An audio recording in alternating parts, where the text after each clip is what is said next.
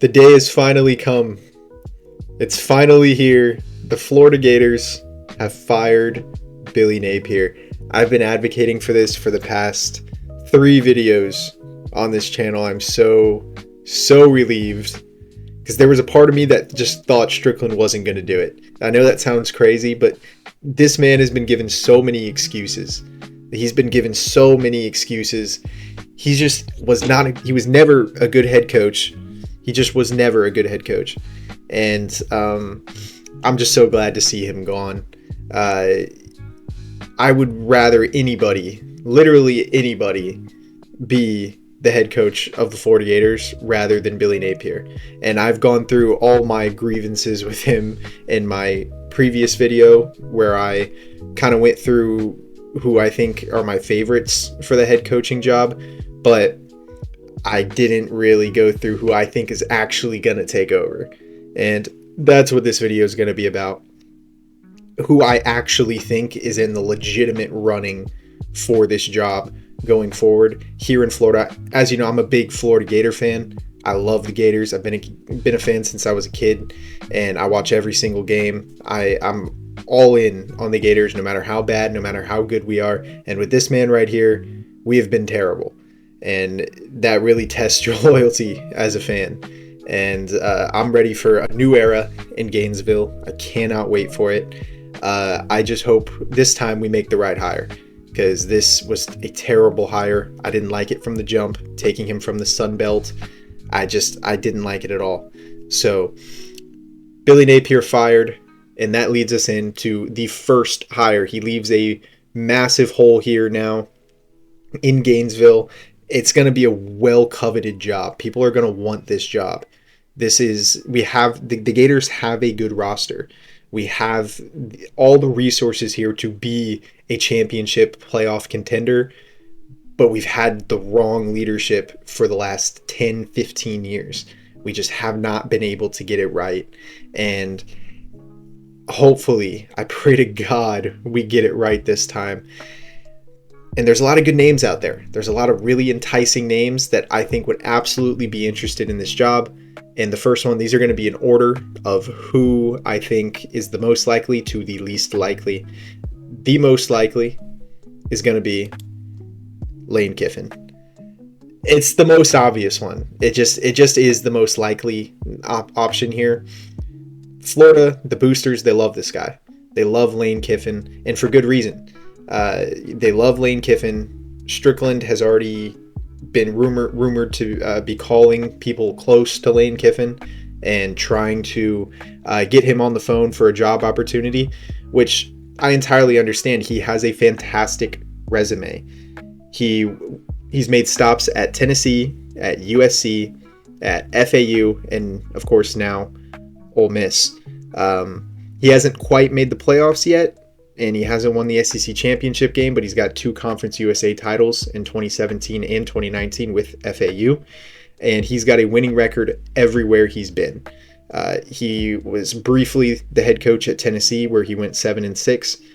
He was at USC, where he went 28-15 as USC's coach. He was at FAU, where he went 26-13, and he was at Ole Miss, where he's currently 50-18 as the Ole Miss Rebels head coach. He's been very good. He's just been very good. He's been very consistent. He's a fantastic recruiter. He uses the portal like nobody else. Ole Miss is top 5, top 10 in transfer portal every year. He knows how to recruit talent. I think more importantly, he knows how to develop talent. I mean, we've seen a lot of like 3 stars and 2 stars develop very nicely under him. The one that comes to mind immediately is Quinshon Judkins. I believe he was a 3-star coming out of high school, and he gets over there and he's developed very nicely. Now he's in the NFL as an RB1. So he knows how to develop talent, and I think that there's only so far you can go at Ole Miss. There's just kind of a cap, you know what I mean? And it's nothing against Ole Miss. They've been very good as of late, and they are in the SEC. They are a good program, but they haven't won a national championship since the 1960s. Florida, at least we've gotten one in 2008.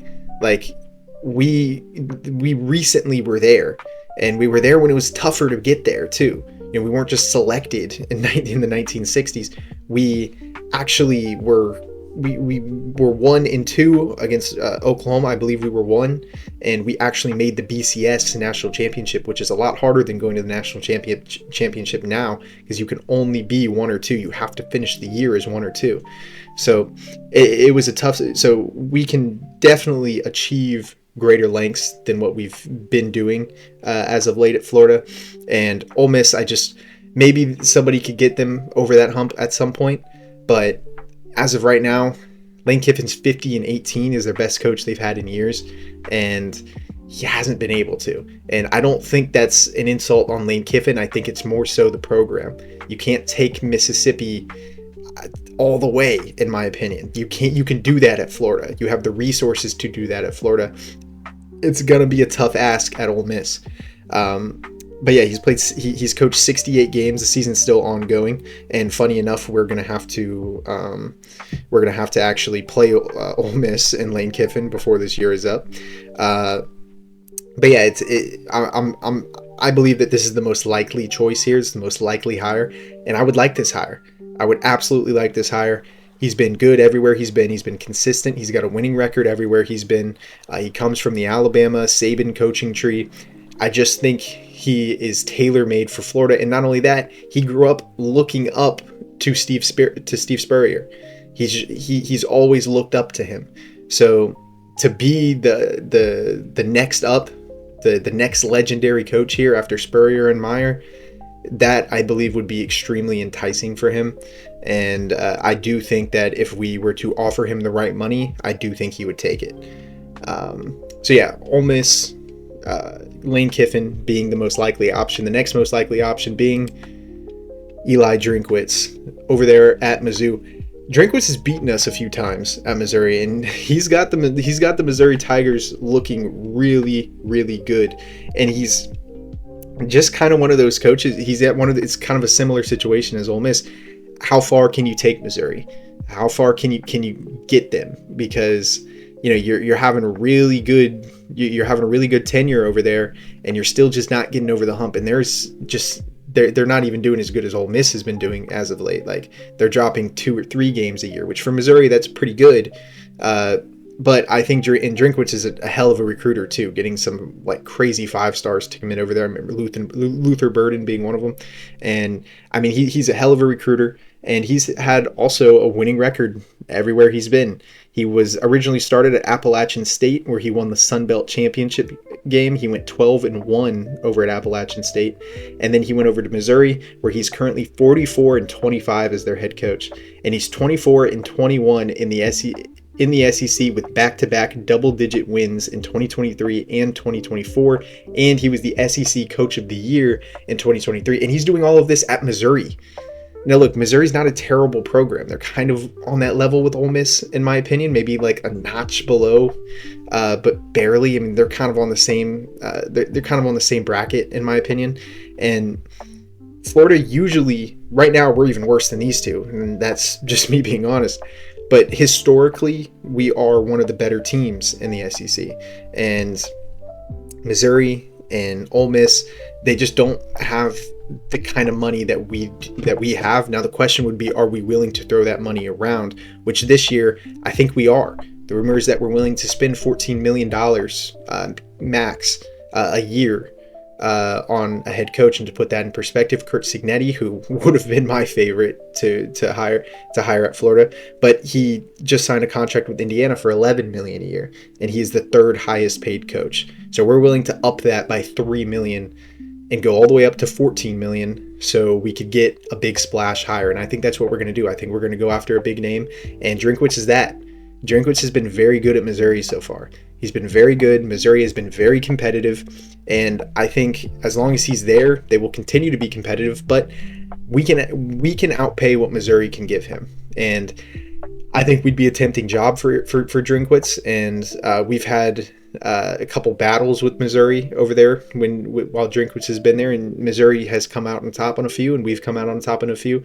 And I think Drinkwitz would more than happily take his talents to the other part of the SEC, and I would love this, as I would love to get a coach who has SEC experience, who knows what it's like to play Georgia, who knows what it's like to play Alabama, and to play the top tier schools in the SEC.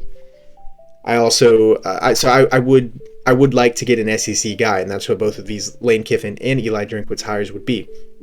Next up, though, is kind of an interesting name, but I do think it's a possibility, and that's why I have him as my third most likely one here. James Franklin. It's an interesting one. James Franklin is a winner. Okay, he is a winner. I've seen a lot of different like mixed opinions on him, and I get it. He had one massive issue at Penn State before he was fired. One massive issue. Yes, they lost 2 games there at the end. It's 2 bad games that they just should not have lost. Northwestern and I think it was UCLA. You can't drop those games. You cannot lose those games at Penn State. I understand why he was fired. It's because he couldn't get over that hump of Michigan and Ohio State and big games. He has struggled in, but it's really just been those 2 teams. They lost to Oregon this year as well in a very close shootout in overtime. But regardless of that, Ohio State and Michigan historically with James Franklin have been the issue, and I think he's only beaten Ohio State like once or twice, and Michigan like 3 or 4 times. It's been tough, and I get that, but other than those 2, he's won the Fiesta Bowl and the Rose Bowl in just the last 5 years at Penn State. I mean, well, he's at least been to the Rose Bowl, and he won the Fiesta Bowl, and he's made it all the way to the second or third round of the playoffs last year. This is a winner. Penn State's finishing with 11 wins every year, 10 to 11 wins with only like dropping 1 or 2 games. And that's usually just to Michigan and Ohio State. They've struggled against those 2, and they haven't been able to get over that hump, and it's been a very long time with James Franklin, so I understand it. But what I think might benefit him is a change of scenery and maybe coming to the SEC. It's going to be tough competition, but if you're going to be losing to Georgia and Alabama every year, Florida right now is losing to teams like Vanderbilt and USF. We won't do that under James Franklin. James Franklin's not going to lose to those teams. I mean, that's just not what he did at Penn State. He did it just this last year, but overall in his tenure, he doesn't do that. Penn State rolls teams like that on the usual.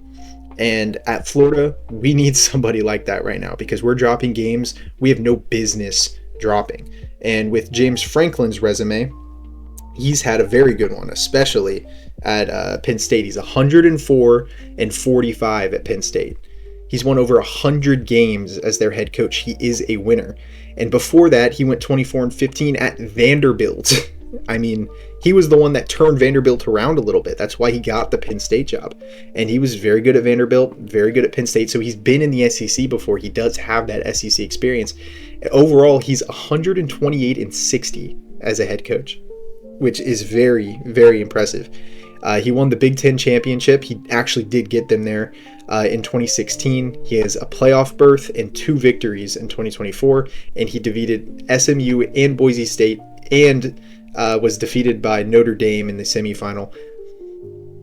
It was an interesting run for Penn State. They did get 2 kind of easier opponents there in SMU and Boise State, but regardless of that, they beat both of them, and they made it all the way to Notre Dame. They put up a hell of a fight against Notre Dame, and it was a close game, and they ended up losing it. But regardless, he had them in the college football playoff. He is a winner, like I said, 128-60 all time as a head coach. I wouldn't mind it. I wouldn't mind him as the head coach. He wouldn't be my favorite option, but I wouldn't be disappointed with this hire. And there's a few of these guys on this list that would be. So, and one interesting thing too about James Franklin is that we wouldn't even really have to wait. He doesn't have a job right now. Like, we could hire him immediately if we wanted to. Now, I'm not necessarily for that, but that would be a possibility. Next up, Brent Key. This one has been kind of my dark horse for this job before anybody was really throwing his name out there. I knew he was going to get mentioned for this job. He's been very successful at Georgia Tech. I wouldn't mind Brent Key. He's the 4th likely option in my opinion, where there's a chance he could definitely take this job. I don't know how likely it is that we offer it to him. Like I said, I think that Florida is really trying to make a big splash in the head coaching department. If they're willing to offer up $14 million a year, then that shows you that they want a big name. And Brent Key isn't exactly a big name, but he's more of a low-key, kind of under the radar hire that definitely it could end up taking the job if we're not able to come to terms with a guy like Lane Kiffin or James Franklin or Eli Drinkwitz. So far, Britt Key over there at Georgia Tech is 25-16. He's had some struggling years over there, though. It hasn't all been easy. He was 4-4 as the interim head coach in 2022, and then for the next 2 years, 2023 and 2024, he went 7-6 both years. He struggled a little bit, and he had a bad program. I understand it, but currently this season is why he is even in this conversation. He is Georgia Tech sitting at 7-0, and if I'm not mistaken, they're number 7 in the nation right now. When was the last time we've seen that? I mean, that's wild, and I like what he's done at Georgia Tech. He's and I got this wrong in my other video. He is completely switched from the option, and I've looked more into it since. He's running a spread option now. He's not running the triple option anymore. And I think that's really intriguing because I think that's why Georgia Tech has been down for so long. They've been so committed to this triple option offense that just doesn't really work. It's not as effective as it used to be. And he has turned them around. He's turned them from their old failing ways, and now they're sitting at 7-0. And he's got a hell of a quarterback, a hell of a running back, Haynes King and Jamal Haynes, I think, or Hayes, or something like that. Both of those two, they've been phenomenal this year. Haynes King especially has been incredible, and it shows that he can develop talent. It shows that he can turn around a losing program, and he's a good offensive mind. And I do really like Brent Key. I wouldn't mind it. He'd be a dark horse for this one, but I would prefer to go after a bigger name. Next up, we have my least favorite candidate. Please do not hire this man. Please do not hire Jedd Fisch. I'm begging. I do not want Jedd Fisch. This would be such a boring name. Look, maybe I'm going to look like a total idiot for this. Maybe Jedd Fisch is a total guru, and I'm totally wrong. And that could 100% be the case. But I just get Billy Napier vibes here. And I know he's coached at bigger schools. Billy Napier vibes in terms of I think he could absolutely be a failure. He hasn't been that good. If I'm being honest, I don't even know how he got the job at Washington. I think it was based off of like one season at Arizona where they were good. Like they had Noah Fifta, and they had Tedroa McMillan, and they had the corner Takario Davis, and things looked good for like a year. I think they won like 10 games that year or something like that. It looked really good, but then they were trash the next year, and then Washington just poaches them. And I get Washington's been decent this year. They're 5-2 under him. He's been okay, but dude, don't hire Jedd Fisch. He went 16-21 at Arizona. 16-21. He had a losing record at Arizona in the Pac-12. Please, dude. This dude does not deserve a promotion just yet. He could absolutely earn it somewhere down the line. He could win out and go 10-2 at Washington and make the college football playoff, and then we could have this conversation. But as it stands right now, he's 5-2 at Washington. I highly doubt that they go 10-2. And he has a losing record at Arizona. His total overall record is 22-24. That's the same as Billy Napier's, or like in that same category. We don't need another losing record head coach at Florida. He's my least favorite option, but I have to put him on this list because I do think it's a possibility, and it's extremely unfortunate. But I just think it's a possibility. I could see us, like I said, if we can't get Lane Kiffin, if James Franklin, goes somewhere else, if things just implode on us in the coaching market, Jedd Fisch, I think, would be a plan B for us. And because he'd be easy to go get, he would just be kind of easy to go get. He's not making a whole lot at Washington. He failed at Arizona. And I don't care. He did fail at Arizona. Okay, if anytime you have a losing record somewhere, you failed as the head coach. No championships, no conference championships. It didn't work at Arizona, and then he just jumped ship to Washington. And like I said, things are going okay right now. But unless he wins out or does something crazy, this is not a name that excites me at all. So I really, really hope we do not do this, but I do see him as a plan B option, kind of in the same way Brent Key is. But I think Brent Key is a little bit more likely here, and I'd be much more happy with him. Next up, this is my favorite candidate, but he's also, I think, the least likely out of these guys, and that's Marcus Freeman. Oh, man, it would be so good to get this guy. If we were somehow able to poach him from the Irish, that would be so awesome. That would be so impressive. He's just my favorite coaching candidate. I love his mentality. The players love playing for him. He already got Notre Dame to a national championship game in just his second year. They beat the 1 or 2 loss to Georgia in the college football playoff, and they got all the way to the Natty. I understand they dropped that game to Ohio State, but they were there. This guy, he is a winner, and I'm very impressed by Marcus Freeman. Him and Lane Kiffin would be my favorites, and I would probably prefer Lane Kiffin. I think he's more realistic, and that's probably why I would. But if he's on the table here, I would like Marcus Freeman. And I do think that he's a very good coach, and his overall record at Notre Dame, he wasn't a head coach the entire time, but he was 37-12 at Notre Dame. He led them to 2 playoff appearances in 2020 and 2024. He lost to Alabama in the first round in 2020, but then he defeated Indiana and Georgia before losing the national title game to Ohio State. And he has multiple Coach of the Year awards for 2024. He really came onto the scene. He's young. We could lock him down for years, and we wouldn't really have to worry about it, I don't think. Notre Dame, they lost, I think, twice this year, and they've been tough losses. They've had a tough schedule, weirdly, for Notre Dame. But regardless of that, and he lost a lot of players dealing with C.J. Carr at quarterback, who's been a little on and off. But overall, Marcus Freeman would be awesome. Now, I do think this is highly unlikely. I've heard he's a little unhappy with Notre Dame not spending the money in recruiting that he would prefer to spend, and maybe something that we'd be more open to doing. I do think Marcus Freeman would get an offer from us.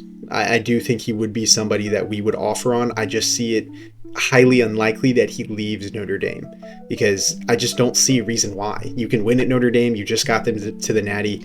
You're recruiting pretty well, even if they're not willing to spread their budget as far as you want. And you're playing. You have the team playing very well. They're a very competitive team. I don't see a reason as to why you would want to jump ship for Florida right now. I mean, we're just not the most intriguing when you compare us to Notre Dame. So I would highly doubt it, but if we were able to, I would be more than happy with this hire. He's given us no reason to really hate him or to really just think he would be a bad coach. He's up there with Lane Kiffin, in my opinion, for my favorites. But yeah, it'll be an interesting offseason. This could even happen. This could unfold within the next few weeks, but I'm going to keep posting about it and keep you guys updated. And thank you guys for watching. Have a good one.